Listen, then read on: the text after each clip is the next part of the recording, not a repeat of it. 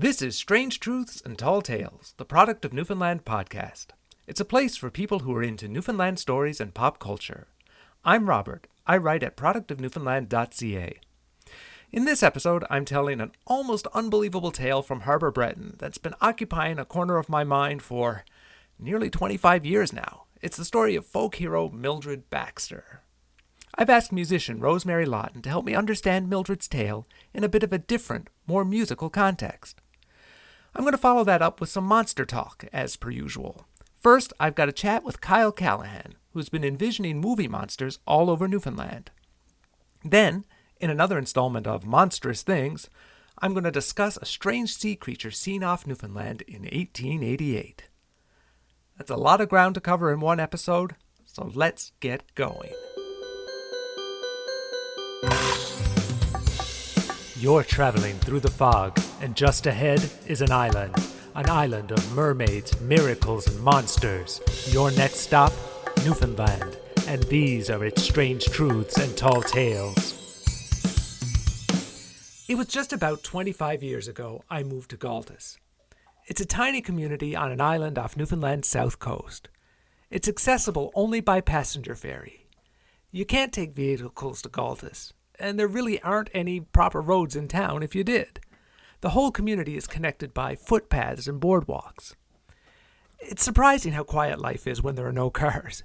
At night, it was no problem to hear conversations drifting across the cove. And though Galtus might have been a quiet place in terms of decibels, it certainly wasn't in terms of good times. I think, in terms of my social life, well, I don't know if I've ever lived in a place that was more fun. There was always something happening. And things like I didn't used to do in other places. I went to dart games and community dances, and it was a lot of fun. My favorite thing to do, though, was just hang out with friends and chat late into the night. It was during one of those chats I first heard about Mildred Baxter, which sort of makes sense, because Galtus figures into her story. And it's quite a story. It's a tale of love, lies, and revenge that stretches credibility to the limit, but I'm pretty sure the person who shared it with me believed it. You'll have to let me know what you think. Here it is. Here's the story of Mildred Baxter.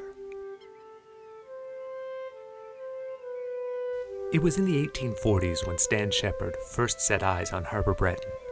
He hardly knew how to describe it. It was beautiful, certainly, but threatening too. It was nothing like the gentle rolling countryside of England he'd left behind. Cliffs seemed to rise from the sea like walls. It was as if the landscape were telling him he was unwelcome. As if it wanted him to stay away, as if it had a secret to keep. Stan Shepard had a secret too, a secret he'd carried across the Atlantic. Back home in England, no one knew him as Stan Shepard. Back home, he was called Mildred Baxter. And Mildred hadn't come to Newfoundland for the fishery. She'd come to learn the truth about her lying fiance. In the days before Mildred Baxter had ever heard of Harbour Breton, she lived a privileged life in England. She was regarded as a beautiful young woman, and many bachelors vied for her attention. But their efforts were in vain. Mildred had eyes for only one man, Paul Langston. Langston, everyone agreed, wasn't the obvious choice for Baxter. Though he was handsome and educated, he didn't have much money. He worked as an office clerk for Newman and Company. If Mildred were to forge a life with Langston, it would mean the end of the privileged existence she'd known. Money would not be as plentiful. She didn't care. She loved Paul, and money seemed like nothing set against true love. Soon, the couple were engaged. Langston wanted to provide the best life he could for Mildred, so he formulated a plan. Newmans were operating a whaling and fishing business on the south coast of Newfoundland. Most of their workers came from England. If he volunteered to go, he thought, it might be a chance to move ahead in the firm and differentiate himself from the rest of the clerks. He told Mildred of his plan, and reluctantly she agreed. She was going to miss him terribly, but when he returned, they could have a better life, together. So Paul Langston left for Newfoundland. The voyage across the ocean was a long one. Every day seemed more painful than the last. When he finally arrived, he was stationed at the company premises in Galtus. There were no more than 200 people in the settlement, and they were all tied to the fishery. It was a harder life than Paul had imagined. Still, he was determined to keep to his plan and return to Mildred a wealthier man. He wrote to her faithfully, reaffirming his love and devotion to her. Paul made a success of his time in Galtas, and soon he was transferred to the community of Harbour Breton, the capital of Fortune Bay. It seemed as though his plans were coming to fruition. He was getting noticed and moving up in the firm. The distance from Mildred was taking its toll, though. Paul was lonely. Sometimes she seemed more like a memory, a piece of his past, rather than his wife of the future. He couldn't bring himself to confide these feelings to Mildred. She'd waited so patiently for him, and with such devotion. He couldn't let her feel his doubt. He resolved to be strong, to see the plan through, and return to Mildred. Then he met Alice. Alice was new to Harbour Breton. She'd come to the settlement as the daughter of a storekeeper. She was better educated than many in the community, beautiful and friendly. Paul noticed her almost immediately, and she noticed him. It wasn't long before they began talking and discovered they had much in common. The people of the town soon assumed they were courting, and almost before Paul realized it, they were. He hadn't told Alice about Mildred, and he certainly didn't tell Mildred about Alice. He should have been honest, he knew that. Still, he couldn't bring himself to write those words to Mildred, to sever their relationship. Instead, he kept writing as he always had, mentioning nothing of Alice or the new life he was forging in Newfoundland, a new life that soon saw him married to Alice while still engaged to Mildred. He'd never had such feelings of guilt in his life. While Langston was wrestling with his guilt in Harbour Breton, Mildred was coming to terms with heartbreak in England. Though Paul had told her nothing, she perceived the change in his letters. Then, one day, by happenstance, she overheard a Newman & Co. employee mention something about Langston's new bride in Newfoundland. Instinctively, she knew he was talking about Paul, and that Paul had not only been unfaithful, he'd married someone else. Still, Paul's letters continued to arrive with no mention of a bride. She was hurt. How could her Paul have been unfaithful? How could he continue to lie and promise a future that would not be? Mildred drafted a letter to Paul, telling him she knew about his deception. Just as she was about to sign it, she tore it up, as she had done nearly a dozen times before. Confronting Paul in a letter seemed unsatisfying. She had so much to say, and so much she needed to know. She wanted to see his new life. She wanted to meet his wife. At first, it seemed impossible. In the 1840s, single, respectable women didn't travel by themselves to fishing outports across the Atlantic. Even if she did go, her arrival on Paul's doorstep would cause such turmoil that she'd never get to understand his life. Then an idea occurred to her. If she could persuade everyone she was a man, she might be able to get to Newfoundland. She could make her way to Harbour Breton. She could meet Paul as a stranger and get introduced to his new bride. She'd be able to see Paul's new life as it really was, not as he wanted to present it to Mildred. She set about making it happen. She cut her hair and bought a suit and tie. She made sure the suit was cut in a way to conceal her figure. She finished the look with a pair of glasses. As she rested the glasses on the bridge of her nose, she evaluated her disguise. The figure in the mirror looked more boy than man, she thought. Still, it was a shocking transformation. It might just work. She packed what she needed, made her way to the port, introduced herself as Stan Shepherd, and secured passage on a vessel to Newfoundland. After a long voyage, Stan stepped ashore in Harbour Breton. Before leaving England, Mildred had drafted a letter of introduction for Stan. In it, she explained that he was her cousin who had come to Newfoundland for work. If circumstances allowed, she wrote, she hoped he might be able to come to Harbour Breton, meet Paul, and bring her greetings. The letter, Mildred reasoned, would allow Stan quick entry into Langston's life, and perhaps, just as importantly, it offered an explanation as to Stan's strong resemblance to Mildred. Shepherd made his way to the Newman & Company offices. Mildred thought her heart would burst. What had she been thinking? This was crazy. It was a folly certain to end in disaster, or at least embarrassment. She was full of doubt. Could she stand before the man who'd claimed to love her and have him not recognize her? Could she conceal her emotions? Mildred took a deep breath. If Paul Langston could lie to her, she could find the strength to lie right back. She willed herself to become Stan and stepped through the door. Suddenly, right in front of her, was Paul. He was sitting at his desk, writing. He had changed. Though it was scarcely more than 2 years since their courtship in England, he had aged noticeably. He clearly hadn't been lying about the challenges of life on the Newfoundland coast. Paul set his pencil down, stood up, and looked at Stan. There was a long pause. Langston slowly offered his hand. "Good day, sir. Welcome to Newman & Co." Stan opened his mouth, but no words would come. Rather than shake Langston's hand, he pushed Mildred's letter forward. Langston took it. When Paul saw the handwritten address, he felt as though his heart had stopped. He returned to his desk, cut the letter open, and read it. So this boy in his office was Mildred's young cousin. He knew as soon as he saw him that he must be related to Mildred. The similarities were uncanny. This meant trouble. Did the boy know he was engaged to Mildred? If he were staying in Harbour Breton, there was no hope of keeping his wife, Alice, a secret. Stan would surely find out. Then it was just a matter of time before Mildred learned the truth, and then it, whatever it was, would be over. Up until that second, he'd convinced himself that his greatest error had been not making a clean break with Mildred. He thought it was cowardice that stopped him from telling her, but now, with Mildred's letter in his hands and his lies unfurling, he realized he'd been wrong. His mistake was falling for Alice. It was the loneliness that had confused him. His heart had belonged to Mildred the whole time. He knew that now. Paul saw little course of action but to welcome Stan. Their paths would continue to cross as long as the boy remained in Harbour Breton. If he could be on good terms with him, perhaps he could control the story that made it back to Mildred. To that end, he decided to invite the boy to his home for dinner the next night. That way he could meet his wife, Alice. As he spoke the words, he examined Stan's face. There was no trace of surprise, let alone shock. The boy must not have known about his engagement to Mildred. He accepted the news of Paul's wife with complete ease. That was good. Less drama now meant more time to control the story later. The next evening, Stan arrived at Langston's home, whereupon Paul introduced him to Alice.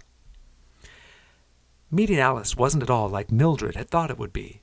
She had imagined Alice to be a temptress, a liar in league with Paul. Instead, she found a woman who bore an unmistakable air of sadness. Alice was trapped in a marriage to a man who was never wholly with her.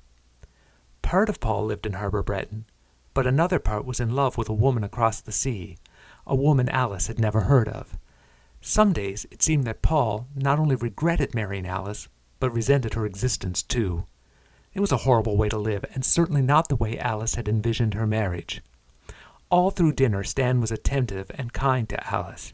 He seemed to want to know her. He listened to her stories, asked thoughtful questions, and seemed empathetic in a way that Alice had never known a man to be. For his part, Paul remained quiet. He had been worried about the dinner, and if Alice and Stan were happy to chat with each other, it saved him from having to answer awkward questions about Mildred. When the time came for Stan to leave, Alice encouraged him to return again, and often. The next day, Alice met Stan outside the Newman & Co. offices. After a brief chat, Stan persuaded her to give him a tour of the town. Soon their walks became daily, and as they strolled, Alice introduced Stan to the people they met. With most, Stan made a very favorable impression. He helped them with their work, listened to their problems, and even provided financial assistance where he could. Stan's charm and goodwill won him favor with many, but to some there was something suspicious in Stan's relationship with Alice. It seemed improper for a young man to go walking about with a married woman. It looked for all the world like they were courting. They became the talk of the town, and before long Paul heard what they were saying, that, while he was at work, his wife was being unfaithful. The truth is, Paul had been relieved to see Alice's friendship with Stan develop. In his heart, he knew Alice had not been unfaithful, but in a strange way, the talk of infidelity eased his mind. When Stan arrived in Harbour Breton, Paul was certain it was only a matter of time before Mildred would learn of his marriage. Maybe, given Stan's apparent philandering, that was no longer true. Perhaps Stan would be reluctant to recount a tale to Mildred that cast him in such a questionable light. Then a darker thought occurred to him. If everyone believed Alice was unfaithful, it might be a golden opportunity. It was a perfectly acceptable grounds for divorce. He could escape the trap he'd built for himself, leave Harbour Breton, and return to Mildred. If he played his cards right, Maybe he'd even be able to come clean to Mildred. He could tell her how conniving, unprincipled Alice had seduced him into marriage, how the minute he'd made his vow he'd known it was an error, and how Alice had proved it when Stan Shepherd came ashore. He could make himself the victim, and Mildred would forgive him. He knew it. With a confidence he hadn't felt in months, Langston confronted Alice and Stan. He told them he wanted a divorce and that he was prepared to stand before the magistrate and swear to what everyone in the harbor already knew, that Alice was having an affair with Stan Shepherd. Upon hearing the news, Stan leapt to Alice's defense. He assured Paul that his relationship with Alice was honorable, and should he choose to bring claims before the magistrate, he would find out, to his peril, that he was wrong. But Paul couldn't be dissuaded. Divorce was the ticket out of a life he'd grown to hate, and no threat from Stan Shepherd would stop him. Word of the charge spread quickly through town, and when the day of the trial came, the courthouse was full. Ahead of the case, the magistrate had already heard the stories, and seen Alice and Stan socializing around town. There was little doubt in his mind that the charge was true. Besides, Langston worked for Newmans, and Newmans controlled the money in town. If Langston wanted a divorce, it made sense to grant it. Justice may be blind, but she still has to eat. Paul presented his evidence. Though he never believed Alice and Stan were romantic, he spun a tale of the intimacies he'd observed between the two. He called on members of the community, and there were no shortage of citizens who'd seen them together, who believed them to be courting. It was, Paul declared, a case of flagrant infidelity. "It is nothing of the sort," replied Stan, emerging from the gallery. "You are nothing but a liar. How dare you besmirch the name of a good woman to hide your own deceit? Is it not true that you married poor Alice while still engaged to a woman in England? Did you not continue both relationships, concealing the truth from everyone? It is you who have been unfaithful." The magistrate was stunned. He was not used to such contempt of court. He tried desperately to regain control of the room, but Stan continued.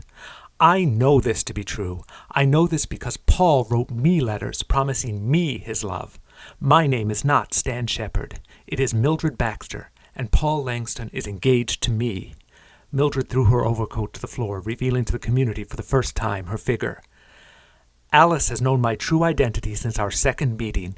She has been perfectly faithful to her deceitful husband, and she is far better than he deserves. It was not my intention to deceive the court. When I came to Harbour Breton, it was with the hope that I might meet the woman who had taken my place. When I did, I learned what a pitiable character my intended husband truly was. It was then I resolved to tell Alice the truth and to help her if I could. I did not wish it to come to this. I did not wish to reveal my true identity here. But as I'm sure you will understand, I have done it to save a friend." With Mildred's testimony, the magistrate dismissed Paul's charge. Alice's reputation was saved, and Paul's lies were revealed. He was found guilty of perjury and levied a substantial fine. Alice was able to secure a divorce, and some say she accompanied Mildred to England, where she lived out the rest of her life far from Paul Langston.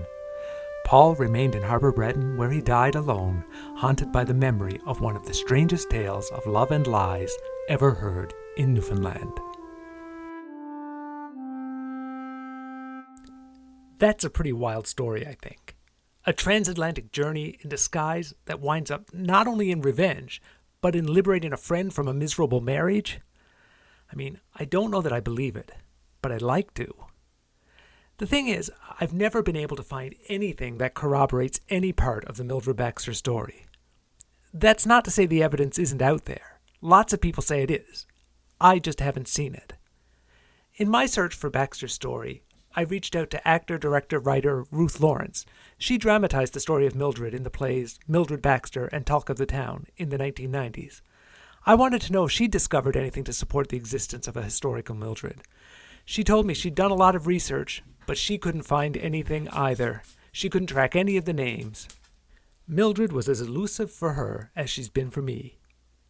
Weeks ago, I reached out to the town of Harbour Breton. They mentioned Mildred on their town website, under the history section. I thought maybe they could put me in touch with someone to talk to. I haven't heard back, so no evidence from Harbour Breton either. Many people who tell the tale insist that it's true, but that might be just part of good storytelling. For all that, the thing that bothers me most about the Mildred Baxter story isn't really the lack of evidence. It's the familiarity of the story. There are quite a few old songs that bear remarkable similarities to the story of Mildred Baxter. One of those songs is called Willie Taylor. I reached out to musician and writer Rosemary Lawton to ask her about it. Lawton has not only recorded a version of Willie Taylor, she's compiled a book of old Newfoundland songs called Resilience, a collection of empowering songs of women of Newfoundland and Labrador. She helped me put Willie Taylor, and maybe Mildred Baxter, into a bigger tradition of storytelling. Thanks for joining me today. Thanks for having me. I have been working on a story about a woman named Mildred Baxter.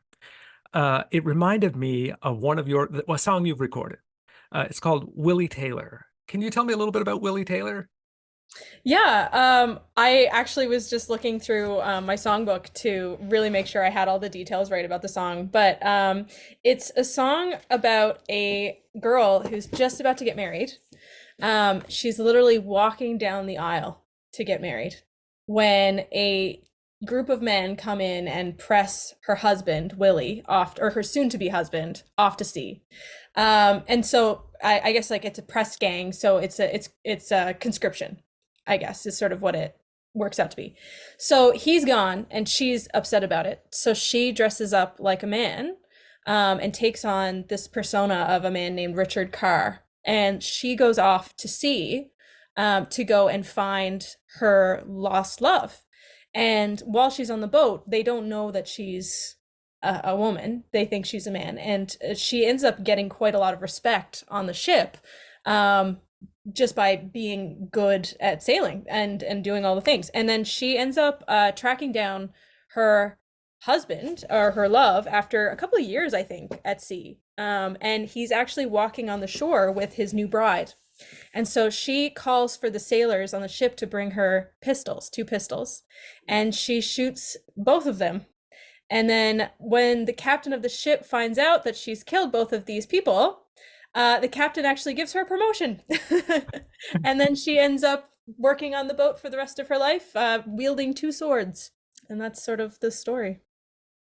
I know through your albums Untamed and Fierce, you look back and you found a lot of older, in some cases, I think less well-known songs that were collected here, for the most part, collected here in Newfoundland and Labrador, exclusively collected here in Newfoundland and Yeah, Labrador? exclusively here. Yeah. It's been my up until I started putting out my own original music. A big part of what my music has been to put lesser known music out there, because I find a lot of the songs that people are recording now are the same songs, that everybody knows, because and people are creatures of habit. People want to hear the songs that they know, but I wanted to there's so many great songs that are out that nobody knows, and so I wanted to find those songs and put them out into the world a little bit more. And I think I found the theme for me, the draw was songs about empowering women. I definitely see that through line in the songs. You've a lot of female protagonists there for sure. I've got a couple of competing questions in my mind. Before we move too far from Willie Taylor, one of my questions is, I don't think in that song, other than the assumed name our heroine takes, we don't even know who she is, do we? No, we don't. We don't know her name at all. Yeah, we know the name of her true love, and we know the name of the man's persona that she takes on, and we don't actually hear her name. Yeah, like, 'cause I mean, it's Willie Taylor is the bad guy in the song, right? Yeah. And it's strange that he gets the strange that That he gets happens the a title. lot. That happens a lot in these songs. There's another song that I sing a lot. A song I sing most is called Brave Anne O'Neill. And it's Brave Anne O'Neill in my book, it's Brave Anne O'Neill in my recordings, but the original field recordings that I found, it was called Sweet Anne O'Neill. And when I was looking through the song, her name is never actually referred to as Sweet. Like, Sweet is never aligned with her name. The only time her name is ever mentioned is when they call her Brave. And so it's like, why did they call her Sweet Anne in the title of the song? That's not what she does, and she's the heroine of this story. Like, she saves the day, and yet she's still referred to as Sweet. So I changed it, because I mean, it's public domain. You can do what you want, right? So to an extent, but I thought that's not fair to her to be considered sweet. She's brave. Yeah. That's the Uh, only time her name is ever mentioned, is when they call her Brave. So let's call her that. it is really strange that that didn't make the title, or as the song evolved, yeah, that it evolved in two different directions, whatever, so that she's both sweet and brave, but only sweet. I don't know.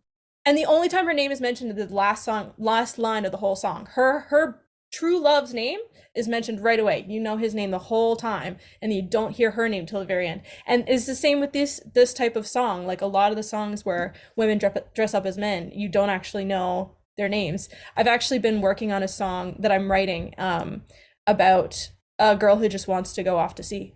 And I talk about her name. Like I don't give a pseudonym. I just say that her name is Ellen and that she wants to dress up as a man so she can go off to sea and live an adventure. But I never actually give her pseudonym or like her secret name. I never like she's Ellen the whole way, start to finish in the song. And that was just something I did sort of because of this. That is cool. That's something else I want to follow up on with you. I have so many questions for you. I'm realizing as we're talking. One of my questions was, how do these songs from the past, how have they influenced the stuff that you're writing?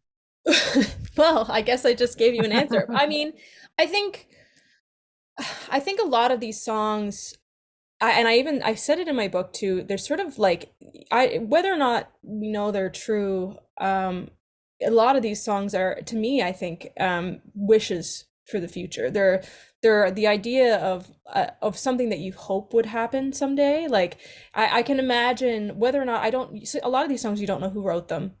You like in the book that I have, I'll say like this song was sung by so and so from this tiny town, but the author, the original creator of the song is long past. Like there's no way to know. And so the idea of like who wrote this song, could it have been written by a woman? Could it have been written by like, who is the one telling this story? Is this some person who's living in a tiny town longing for adventure, wishing that this could be them, you know? And that's sort of the idea now when I do write songs, I think about how far we have come, and what my wishes for the future are, for women and for just everyone. And a lot of the stuff that I write does kind of align with that. I hear that already in your songs. We're going to touch on some of the specific ones in a minute before we leave behind the older recordings of Untamed and Fierce. I don't have a total list of the songs from Untamed and Fierce that probably reference women donning the appearance of a man, but I have a short list. I think there's at least 5 in those 2 albums where it talks about women going to sea disguised as men. I've Mhm. got, well, we talked about Willie Taylor. There's the Rose of Britain's Isle as well, mentions that. Caroline and her young sailor Bold also. We talked the press Gold Watch and Chain, the Press Gang. Lots of it in there. It's actually a genre. It's actually its own genre of traditional music. It's called a jacket and trousers song. Okay. Fun fact. Interesting fact. Why? Why do you think it became such a genre? I don't know. I do wonder if it's this idea of like women sitting on the sidelines being like, oh, I wish I could just go and have an adventure, you know? Like there's so many like I went to a conference which was really cool. It was right before the pandemic. It was called Coastal Women and it was held in Bonavista. And they had all these different speakers from all over the province come in and talk about women of Newfoundland and how amazing they were. And there was where I learned that Newfoundland women were the first women in Canada to be allowed to own property, which is really interesting, and partially because the fishery was such a cutthroat industry that if they didn't make back their loans after a season of fish, then the government or the merchants had every right to repossess your home. And so if the home was in the name of the woman, they couldn't do that. So that was sort of a way to bypass the laws, but it also gave women this source of empowerment. And there's all these stories now of there's a true story. I don't know the full story, but it is a true story of a woman who she was the first woman, I think, to own property, and they contested it, and she stood on her porch with a rifle protecting her home, because it was hers, it was in her name, and she was going to go down with the ship if she had to, you know. So yeah, I think it was just amazing to see the stories that were told. There was another story of these women who lived in this town. I think it was called Garden Cove, and there was actually no gardens in the cove. The gardens were actually in a separate island off the coast, and the soil was just much more fertile. And so the men would go off and fish, and they could be gone months at a time. But the women, they were the ones who had to keep everything going. Like they had to feed their children, they had to make sure that the fish were drying on the flake, they had to do their gardening and cooking and mend clothes and make clothes and all of these things to keep their whole towns alive. Like they were pillars, and these gardens were not even in their cove, so they had to row or sail boats out to this separate garden area, and they became master mariners because of the amount of sailing they had to do on a daily basis, and they were actually better sailors than their husbands were. But I guess all of this comes and boils down to the fact that I think a lot of these songs, I wonder, this is something that kind of just is in my head, but I wonder if women like this who had this huge burden of like they had to keep everything going. Like men could do their job and they worked really hard, and I'm not going to take that away from them. They were working really hard, but women had to make sure nothing fell apart. Like they had to make sure the kids survived winter, and they lived by themselves a lot of the time, and that pressure, I would wonder if somebody had daydreams of just leaving it all behind and having that freedom. And what if I was a man? What if I did throw on a jacket and trousers and try to go on a ship? Like what would happen, you know? And I sort of wonder if that's where some of these songs came from. Yeah, but I don't know. I don't know if we'll ever know. I would assume, which is probably a dangerous thing to start doing, that most of these songs were probably written by women. Uh, I guess maybe. On the other hand, I did read somewhere that perhaps the idea, sailors didn't mind the idea of fantasizing that the person on the ship with them might also be a woman. Fair enough. Yeah. I guess if you've been away from land long enough, you might be longing for something. Yeah, I don't know. Uh, where did you find the songs? What are your sources for the song? I looked through a bunch of different collections. I had I actually I contacted a bunch of balladeers and folk singers from across the province. I got a lot of help from Anita Best, Pamela Morgan, Jim Payne, who all sort of pointed me in the same direction of a series of field recordings and field research books by I'm like looking for the names of everybody to make sure I can include them all, but yeah, like Greenleaf and Mansfield, Kenneth Peacock, Maud Karpelis, yeah, those types of Leach, McEdward Leach Okay. books. And so they all did field research where they traveled across the province and in Newfoundland and Labrador, and went into tiny towns and recorded people singing these songs. A lot of the songs were actually songs that had been brought over from other countries, because Newfoundland was settled by Ireland, England, Scotland, France, so a lot of the songs were brought over from these countries, but have evolved over time and have taken on their own lyrics, or like maintain the melody, different lyrics, or stuff like that. But yeah, that's where it all came from for me in these books. I've been digitally thumbing through some of the Greenleaf work in reading some of some of these songs about these women. Um, I haven't I what's your sense on how these songs were these songs that were sung by women, sung by men, or predominantly any sense of I honestly never did think about that. I mean, a lot of the songs that I have in these books, it'll say like who it was collected by, sometimes, but not always. But no, I didn't actually think about that.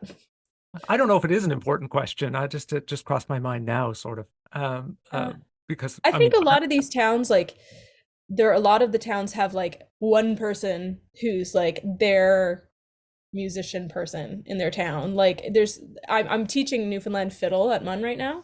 And I've been doing a lot of research and teaching about how fiddle music has contributed to our dance culture in Newfoundland, and just reflecting upon the dance culture that was here, because it's now a dead medium.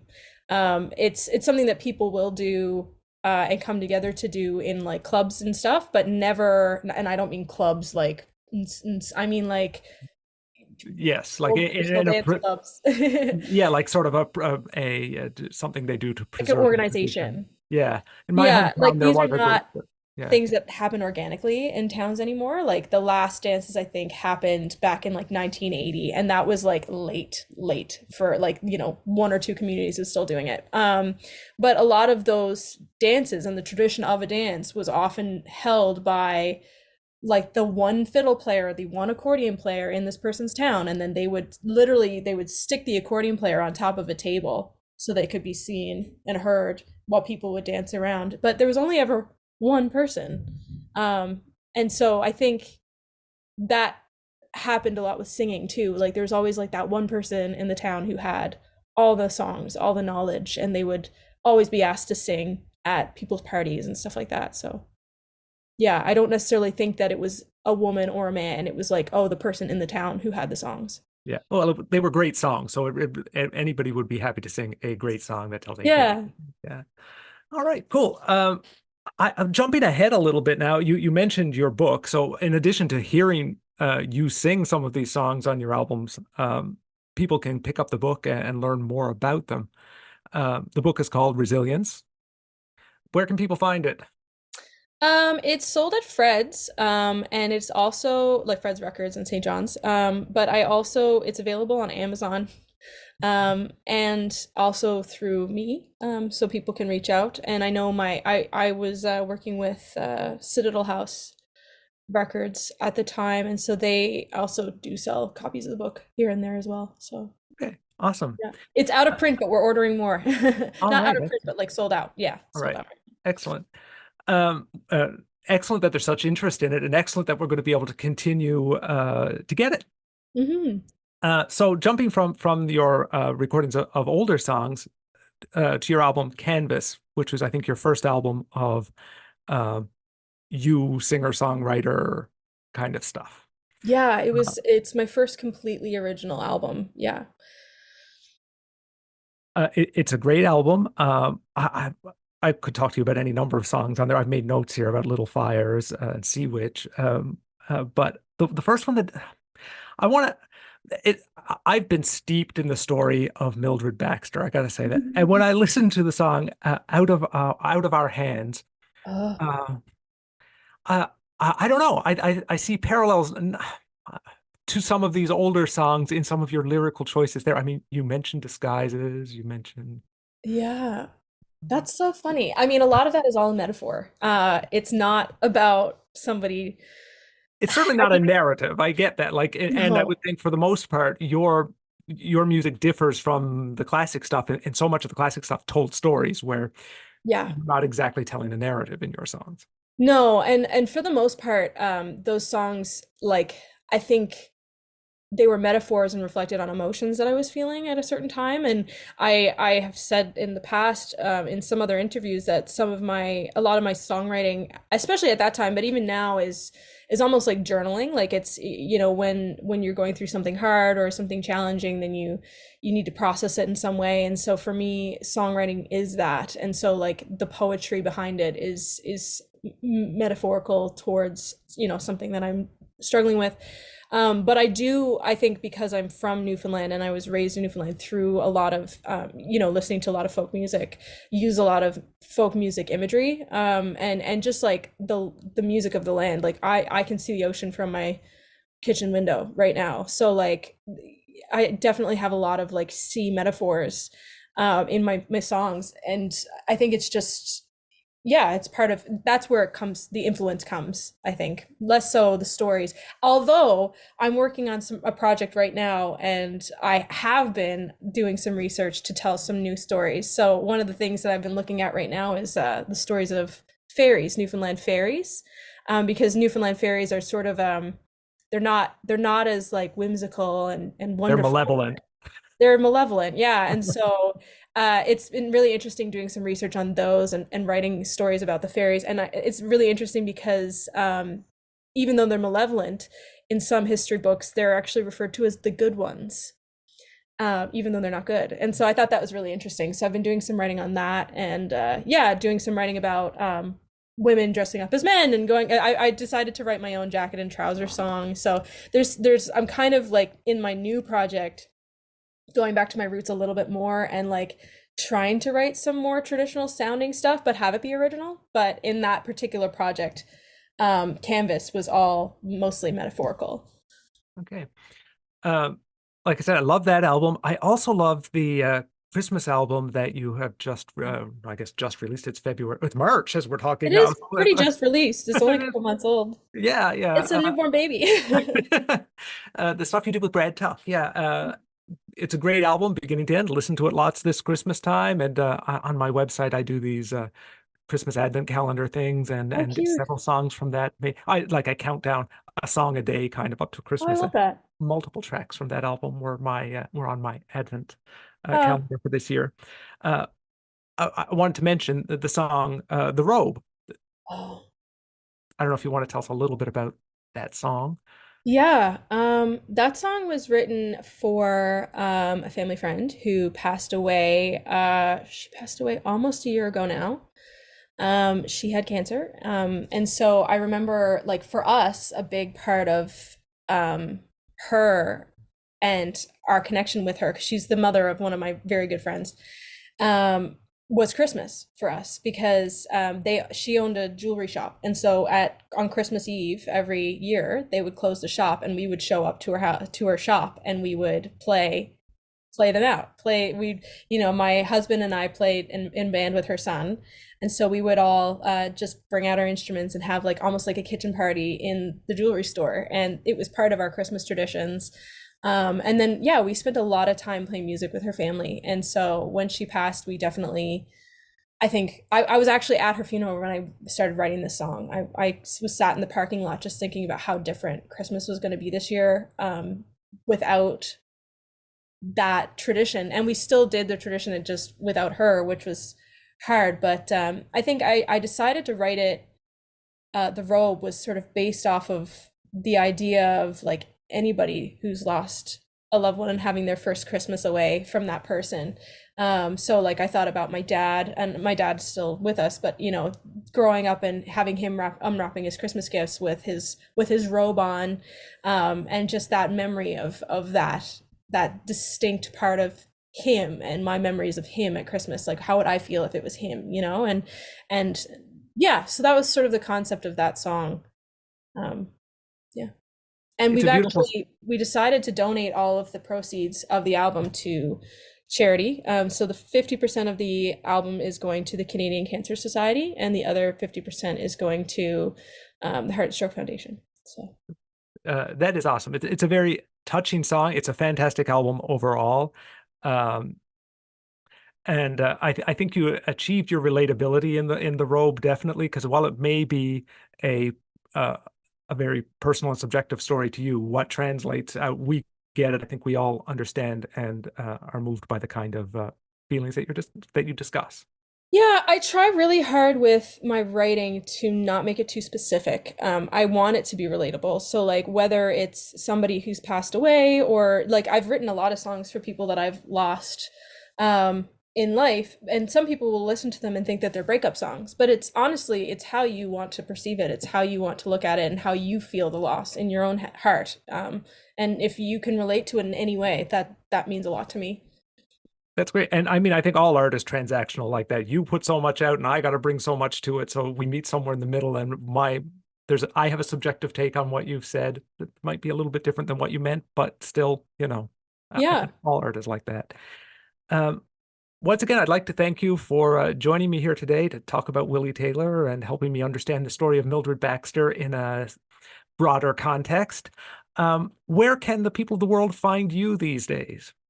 I am currently working at the Newfoundland Labrador Folk Art Society as the youth programming coordinator. So I plan a lot of youth events for kids. So if they love folk music, that's where my whole heart lies right now.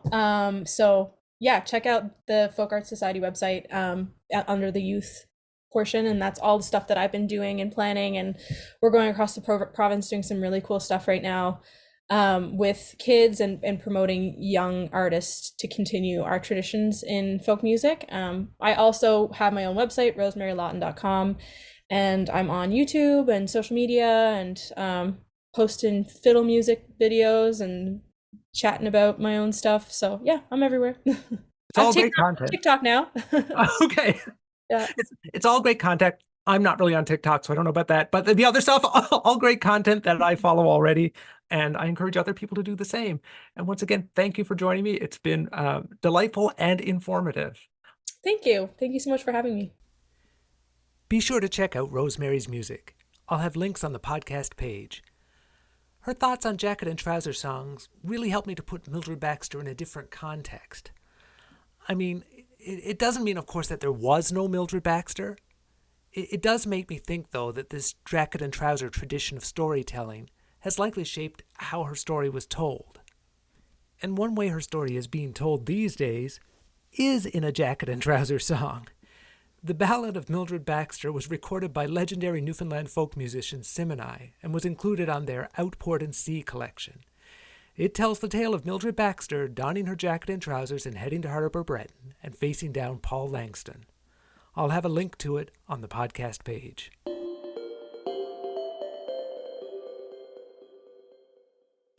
Now's the part of the podcast where I tell you it's time for something different, something monstrous. I'm capping off each episode this season with a segment I've been calling Monstrous Things, where I recount a tale of a Newfoundland sea monster reported in the mainstream media. And I've got a good one for you today, but we're going to hold on to it for just a minute. First, we're going to talk to a guy who's making his own monsters, or inviting famous movie monsters to pose for pictures all over Newfoundland. Kyle Callahan is a visual artist based on the Northeast Avalon, whose images of Godzilla, King Kong, and the creature from the Black Lagoon are getting everyone's attention.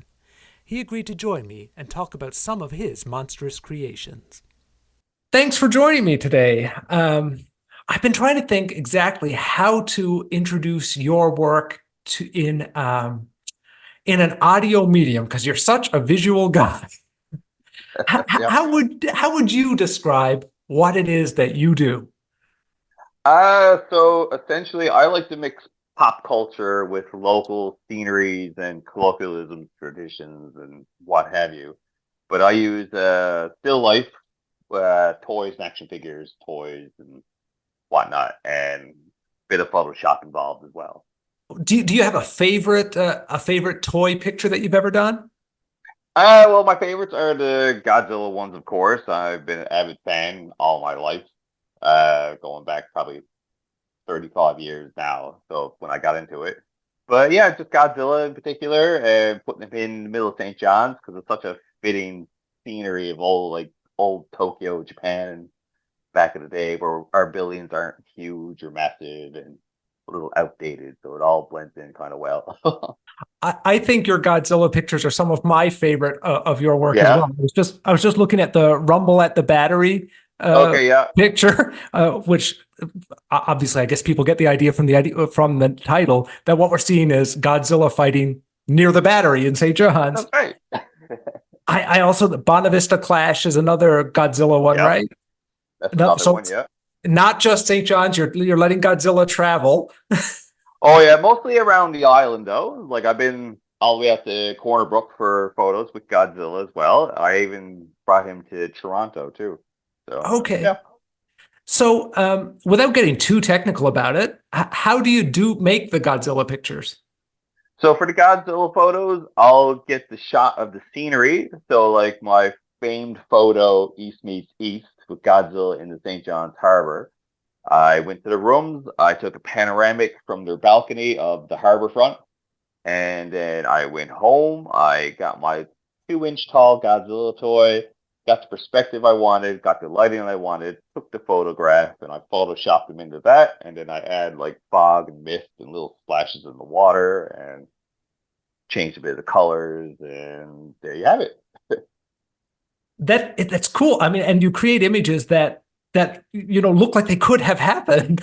Yeah, I get a lot of confused youngsters when they come by my booth at the farmers market, right?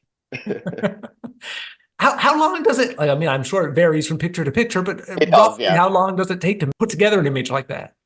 Uh, for that one especially, where it was like a stitched together panoramic, that took probably 2 weeks to do because it was such a tedious project.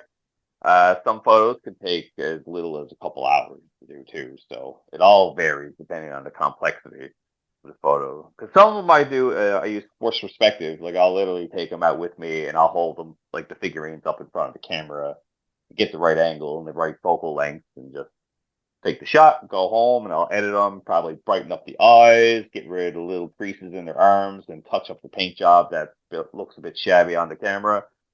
And yeah. It's so impressive when it's all done. Like I said, it's got this whole realistic, like maybe it could have happened kind of vibe to it. And I don't necessarily know in looking at them which ones were done with the Photoshop, compositing with Photoshop, and which ones were just forced perspective. Right. But they're all fantastic. Oh, thank I you. saw you had King Kong and the Basilica. That's Yep. the other one. Yeah. I love that one too. Yeah, I get a lot of mixed critiques about that one.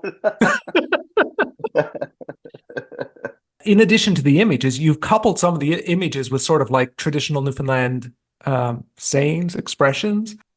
So yeah, for my titles, and like I do a lot of hand-drawn digital artwork as well, like that mix together a lot of horror icons. So like you got Jason Voorhees and Michael Myers, and I just pair like local sayings. So like with Mike Myers, I got "Stay where you to till it comes where you're at," or what have you, and Jason Voorhees, like "How's she cutting?"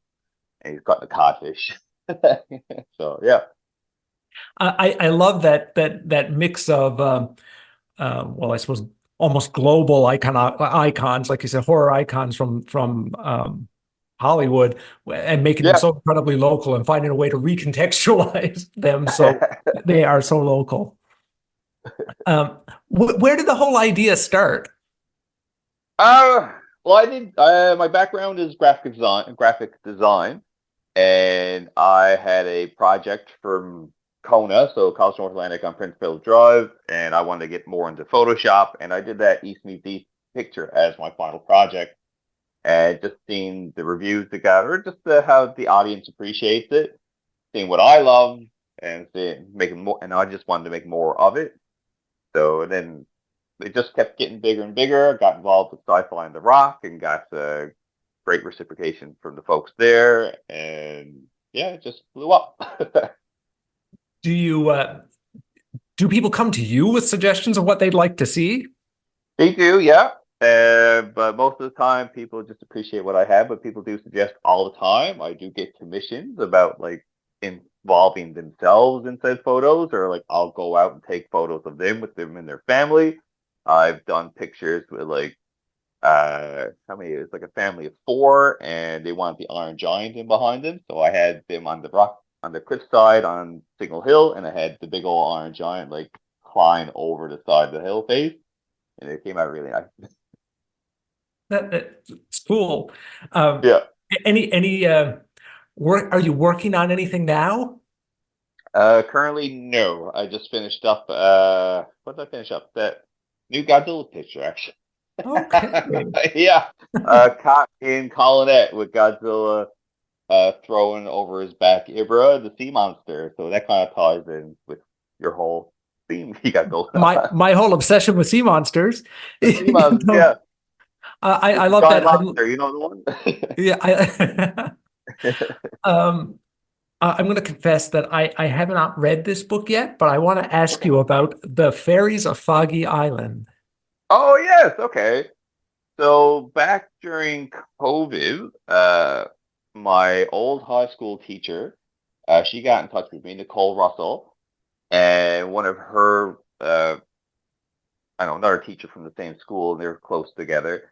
So Nicole does the sculpture work of these fairies, right? So it's all the needle felted fairies, and Melissa wrote it, and I did the photography, and I did the layout of the book as well. So that's just been a little project we've had on during all of COVID and probably another year or two after the fact. but we only just released it there during the summer.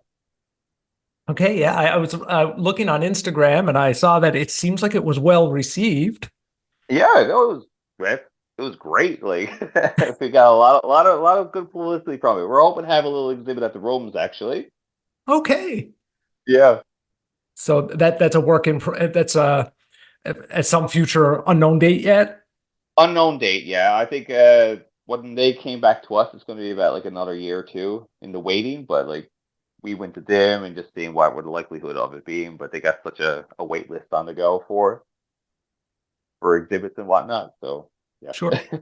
So the fairies and all of Newfoundland fairies, like the kind of Newfoundland fairy mythology, is that what inspired? Uh, to a degree, this is more so a fictional in quotation terms. So it's not like the scary fairies you hear, Okay. right? So this is it's about a professor and their student or associate. They're trying to save this island that has fairy history, and it's going to be torn down for a golf resort. And so they go there to study fairies and the history of fairies, but they end up coming across living fairies. So, and it's just like winter, spring, summer, and fall. Like they're there for a whole year and just talk about the Okay. different types of fairies that are on the island. All right. It sounds really interesting, and I am totally going to read it. Yeah. I'm going to confess I didn't know it existed until I was prepping for this Oh, chat we get were out. having Okay. tonight. Cool. Yeah, so I'm very psyched about reading that. I'm looking forward to it a Yeah. lot. Yeah. No, I Um, must say it is well. I don't like the story is really good. I will say that. Yeah. um, where did your whole interest in what I don't know, I was going to say supernatural, but horror and this whole where did your the interest that are informing this photography? When did that start for you? I mean, like I said with Godzilla, I hate poking at the same thing over and over again, but like I fell in love with that whole medium with the kaiju movies and stuff when I was 4, and that's just been my life. Like I've been the odd kid in high school and all that, just blabbing on about Godzilla doing this, or have you seen like the King Kong escapes, or like all the Japanese old school Japanese movies. Nobody knew what I was talking about except for the odd couple, but they only just talked to me out of pity, I guess. But I don't know. but There's it's something. more as time went on, I just got more heavily involved with the movies. I became like a passionate movie lover, just loving all the old sci-fi, John Carpenter's The Thing, and like all the old horror movies and the just the campy stuff as well. So just love it all. I think I saw.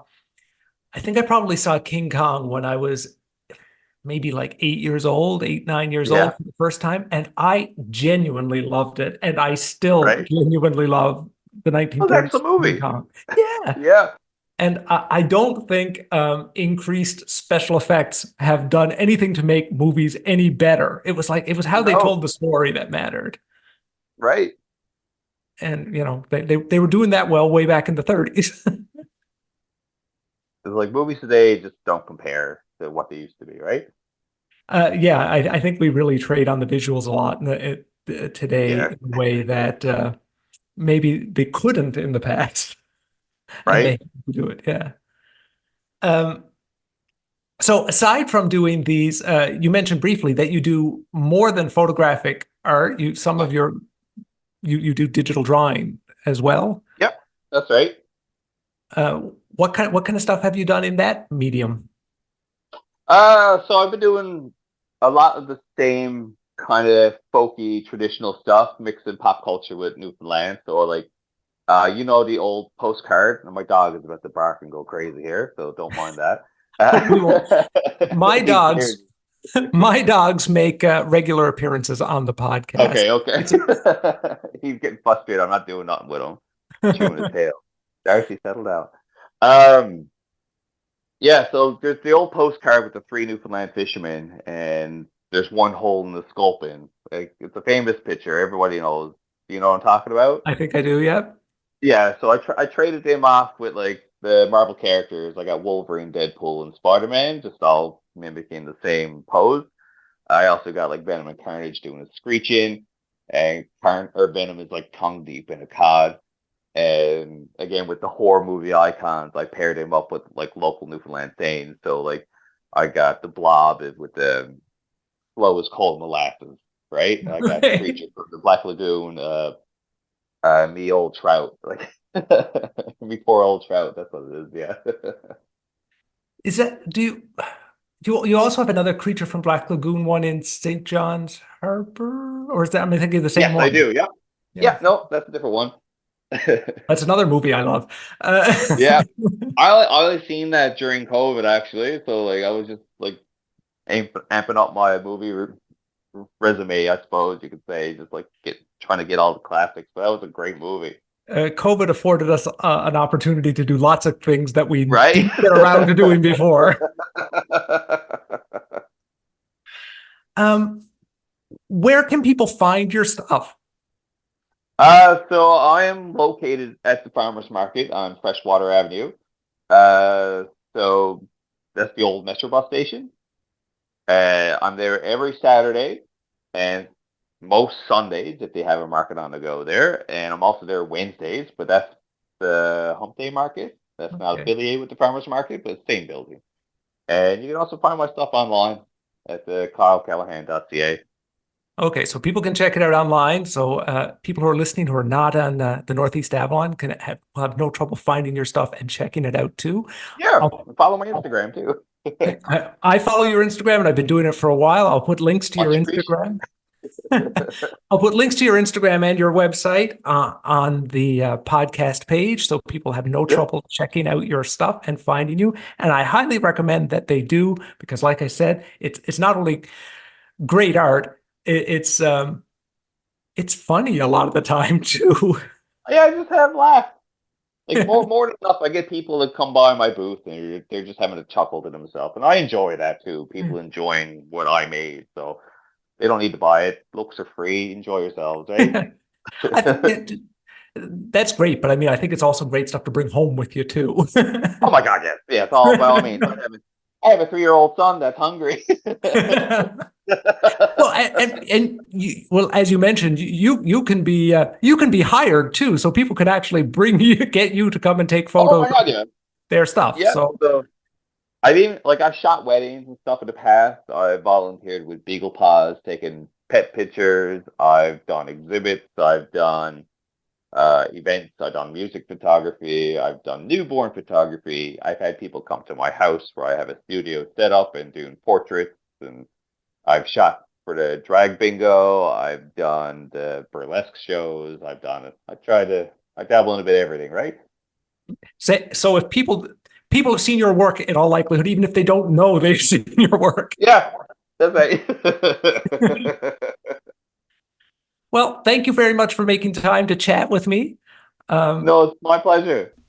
That was a great chat. Once again, I'd like to thank Kyle for joining me. You got to check out his work. Get it at kylecallahan.ca. Check out his work at the farmer's market or follow him on Instagram. It's all good stuff. Oh, and I've picked up the book Fairies of Foggy Island since our chat. I'm enjoying that too. Great story. Add that to your reading list. Imagine this. You're hard at work doing what you do every day, when all of a sudden fact and fiction collide and you find yourself face to face with what might be a mythological beast. That's exactly what happened to fishermen aboard the schooner Augusta on Newfoundland's Grand Banks in August 1888 when a sea monster attacked. It was August the 11th and a pretty typical day for the crew of the Augusta. The men had left the schooner and were fishing for cod from small dories. Two of the fishermen, who were some distance from the Augusta, saw something unusual. The water around their dory became turbulent, and something was rising above the waves. Whatever it was seemed to be all around them. It must be a herd of whales, they thought, but it wasn't behaving like any whales they'd seen before. Then they caught sight of a single giant eye.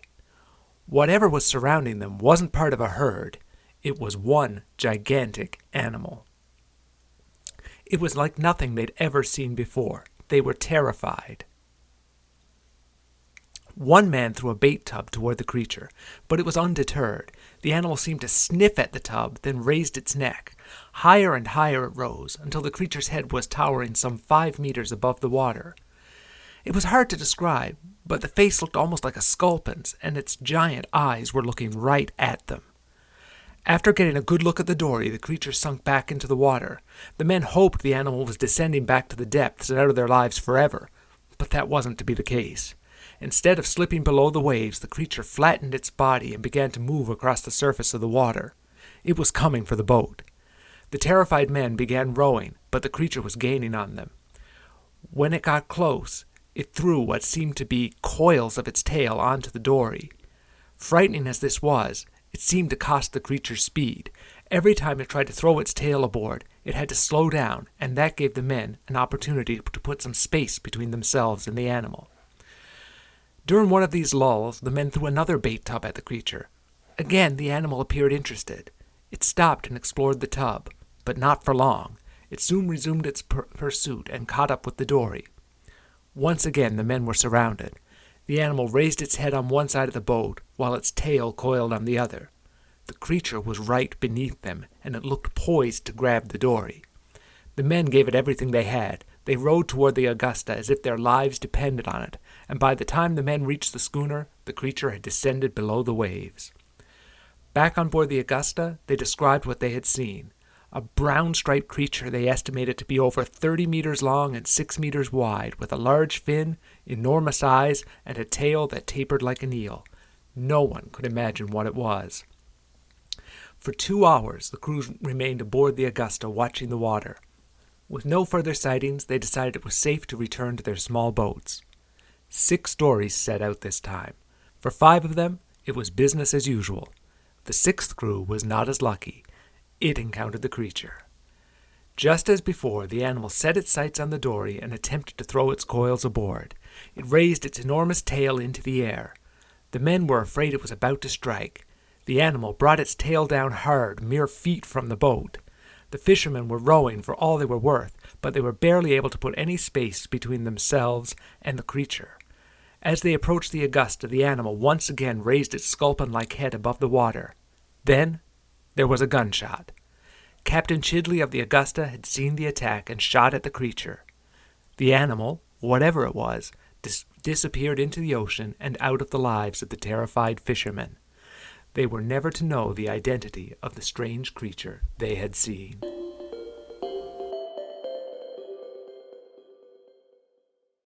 What did the crew of the Augusta see? A bona fide never-before-seen sea creature? A known animal? Or were the fishermen just fans of tall tales? What do you think? Leave your answers in the comments, or reach out to me on social media. You can find me at Product of Newfoundland, spelled Product of NFLD, just about everywhere. And that's it for this episode. I'd like to thank Rosemary Lawton and Kyle Callahan for joining me, and I'd like to thank you for listening too. Be sure to tune in to the next episode when we'll be discussing, well, who knows what we'll be discussing, because this place is full of strange truths and tall tales. Till next time.